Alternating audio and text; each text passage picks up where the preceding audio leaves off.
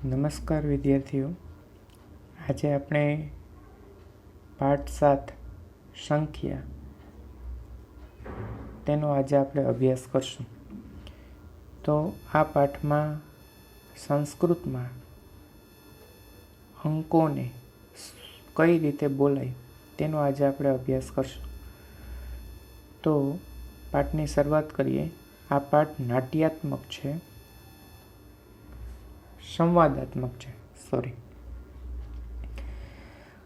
સુરેશ અહો રમેશ કુત્ર ગચ્છતિ.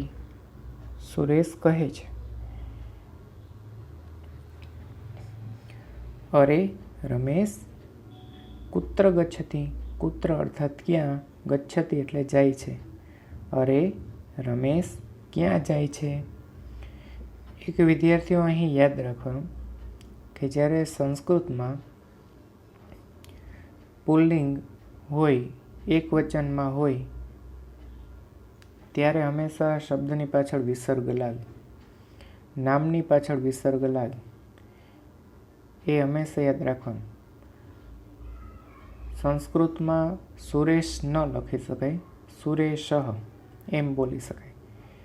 અને જો તમે પાછળ વિસર્ગ ન લગાડો વિદ્યાર્થીઓ, અને માત્ર શિરોરેખા જ કરેલી હોય અક્ષરની ઉપર, તો તે હિન્દીમાં ગણાય લખેલું. એટલે યાદ રાખવાનું, સુરેશ. અહો રમેશ, અરે રમેશ કુત્ર ગચ્છતિ. કુત્ર શબ્દ છે પ્રશ્નવાચક શબ્દ છે વિદ્યાર્થી. ગચ્છતિ એટલે જાય છે, વર્તમાન કાળનું ક્રિયાપદ છે. ક્યાં જાય છે. રમેશ આપણમ ગચ્છામિ. રમેશ કહે છે, આપણમ અર્થાત દુકાને, ગચ્છામિ અર્થાત જાઉં છું. હું દુકાને જાઉં છું.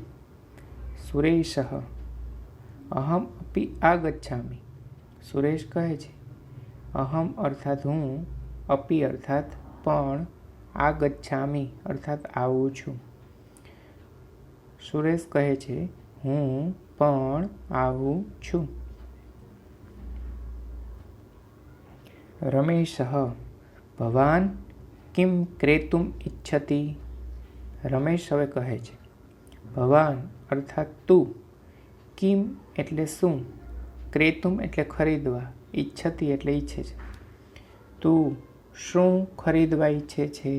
બરાબર, કારણ કે સુરેશ છે તે દુકાને જાય છે. બરાબર.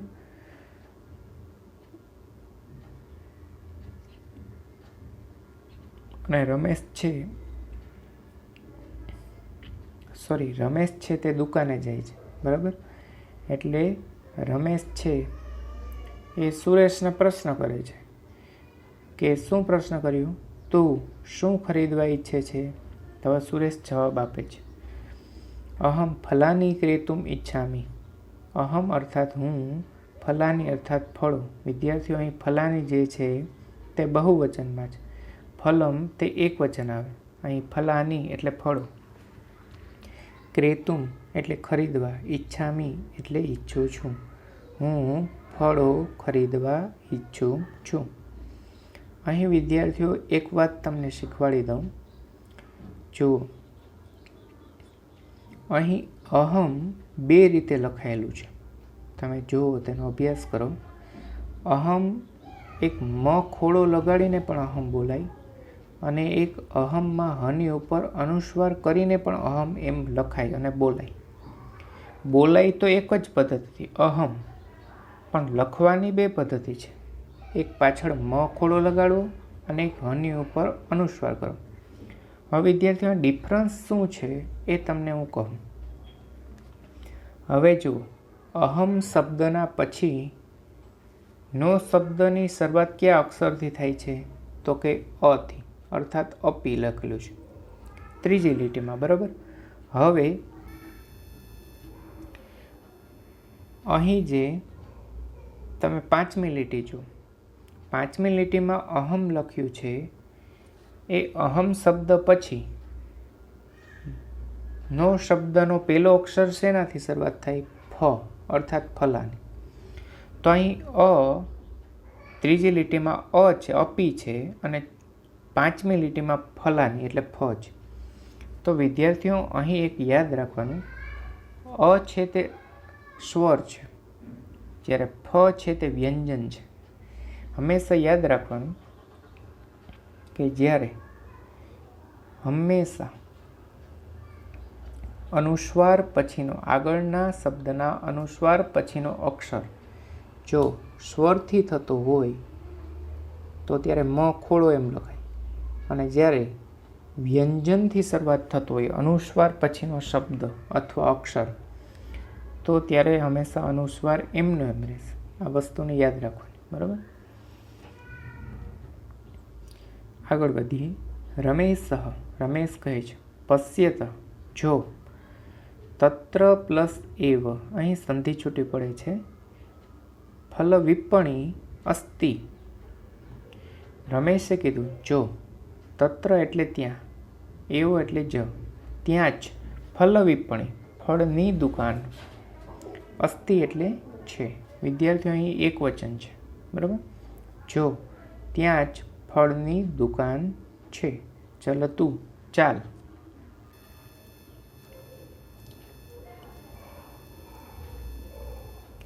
સુરેશ કહે છે સુરેશ પંચમ્યામ વિપણ્યામ પક્વાની ફલાની સંતિ. સુરેશ કહે છે પંચમ્યામ અર્થાત પાંચમી, વિપણ્યામ દુકાન, પક્વાની પાકા, ફલાની ફળો, સંતિ અર્થાત છે. હવે વાક્ય રચના જોઈએ વિદ્યાર્થીઓ. પંચમ્યામ વિપણ્યામ અર્થાત પાંચમી દુકાન, પક્વાની ફલાની સંતિ પાકા ફળોની છે. જો વિદ્યાર્થીઓ અહીં સંતિ ઉમેરવામાં આવ્યું છે, લખવામાં આવ્યું, અર્થાત અહીં બહુવચન છે. ફલાની એટલે કે ફળો અને એટલે સંતિ લખવામાં આવ્યું છે. રિપીટ વાક્ય રચના જોઈએ. પાંચમી દુકાન પાકા ફળોની છે એમ સુરેશે કીધું. રમેશ કહે છે રમેશ ભદ્ર આમ્રફલાનામ કિયત મૂલ્યમ. રમેશે કીધું ભાઈ આમ્રફલાનામ અર્થાત કેરી, આમ્રફલાનામ એટલે કેરીની, અહીં બહુવચન છે આમ્રફલાનામ, બરાબર. એટલે કેરીઓની કિયત મૂલ્યમ કેટલું મૂલ્ય એટલે કેટલી કિંમત છે એમ પણ ચાલે. આમ્રફળોની કેટલી કિંમત છે. ફળ વિક્રેતા અર્થાત ફળ વેચનાર 50 રૂપ્યકાણામ 10 ફલાની અર્થાત 50 રૂપ્યકાણામ. તેનો અર્થ થશે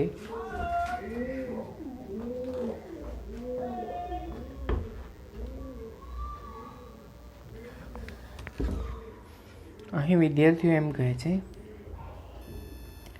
50 રૂપ્યકાણામ અર્થાત 50 રૂપિયાના 10 ફલાની 10 ફળો. રમેશ કહે છે 12 કદલી ફલાનામ. પ્રશ્નવાચક પ્રશ્ન પૂછે. 12 અર્થાત 12, કદલી ફલ અર્થાત કેળા, બરાબર. ફલાનામ એટલે ફળોની, એટલે શું કહે છે 12 કેળાઓની, બરાબર.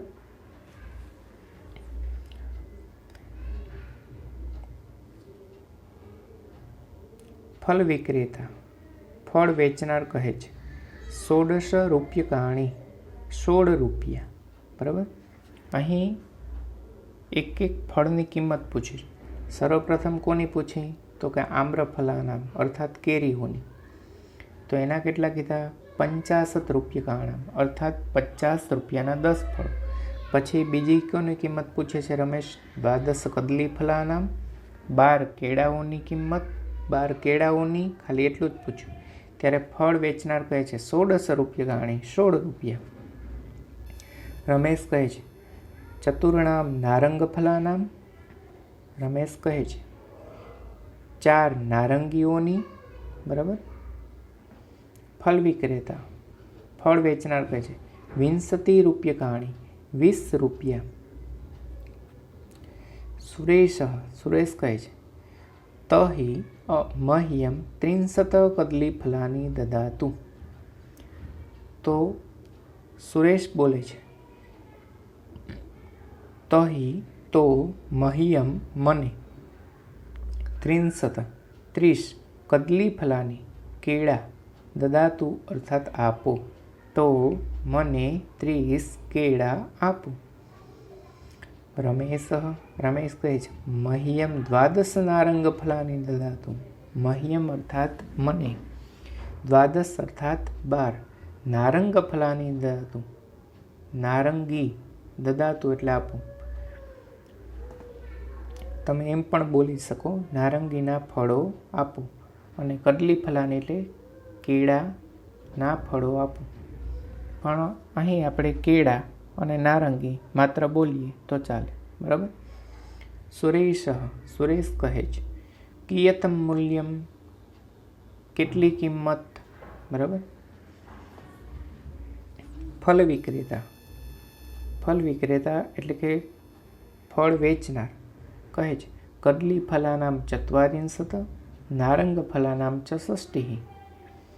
કદલીફલાનામ અર્થાત કેળાના ફળની, કેળાના 40, 40 અર્થાત 40 ને ચ લખેલો છે અહીં એટલે અને નારંગફલાનામ નારંગીઓના 60. બરાબર. રિપીટ. કેળાના 40 અને નારંગીઓના 60. રમેશ કહે છે 100 રૂપ્યકાણી સ્વીકારો તું. 100 રૂપિયા સ્વીકારો. કારણ કે 40 ને 60 કેટલા થાય? 100. એટલે શું કહે છે 100 રૂપ્યકાણી એટલે કે 100 રૂપિયા સ્વીકારો તું એટલે કે સ્વીકારો. ફલ વિક્રેતા એટલે કે ફળ વેચનાર ભવતું અર્થાત ભલે. હવે વિદ્યાર્થીઓ અહીં આજનો આ પાઠ પૂર્ણ થાય છે. પરંતુ આપણે સંખ્યા સંસ્કૃતમાં વધારે સમજીએ એટલા માટે માત્ર અહીં જે સંસ્કૃતમાં લખેલા સંખ્યાના શબ્દો છે તેનો રિપીટ છેલ્લેથી પહેલે સુધી અભ્યાસ કરશું. જોતા જાજો વિદ્યાર્થીઓ. 100 રૂપ્યકાણી એટલે કે 100 રૂપિયા થાય. પછી 40 એટલે 40 રૂપિયા થાય. પછી 12 એટલે 12. જો અહીં વિદ્યાર્થીઓ રમેશ કહે છે એમાં 12 એટલે 12. આપણે 12 જ્યોતિર્લિંગ નથી બોલતા વિદ્યાર્થીઓ. આપણા જે શિવજીના 12 જ્યોતિર્લિંગ છે આપણે એમ બોલીએ 12 જ્યોતિર્લિંગ. બરાબર. 12 જ્યોતિર્લિંગ. પછી 30 જો એની ઉપરની લીટીમાં સુરેશ કહે છે 30 એટલે 30 રૂપિયા થાય. પછી 20 રૂપ્યકાણી જો ફલ વિક્રેતા બોલે છે અહીં તો 20 રૂપ્યકાણી એટલે 20 રૂપિયા થાય. પછી ચતુર્ણામ એટલે 4. પછી 16 રૂપ્યકાણી એટલે કે 16 રૂપિયા થાય. પછી 12 એટલે 12 થાય. પછી 50 રૂપ્યકાણા 50 એટલે 50 થાય. અને 10 એટલે 10 જ બોલાય. બરાબર. પંચમ્યામ 5મી. બરાબર વિદ્યાર્થીઓ. તો અહીં વિદ્યાર્થીઓ આપણે આજે આટલો અભ્યાસ છે તે આપણે અહીં સુધી રાખીએ છીએ અને વધારે સંખ્યાનો અભ્યાસ આપણે આગળના લેક્ચરમાં આપણે કરશું. Thanks for watching this video.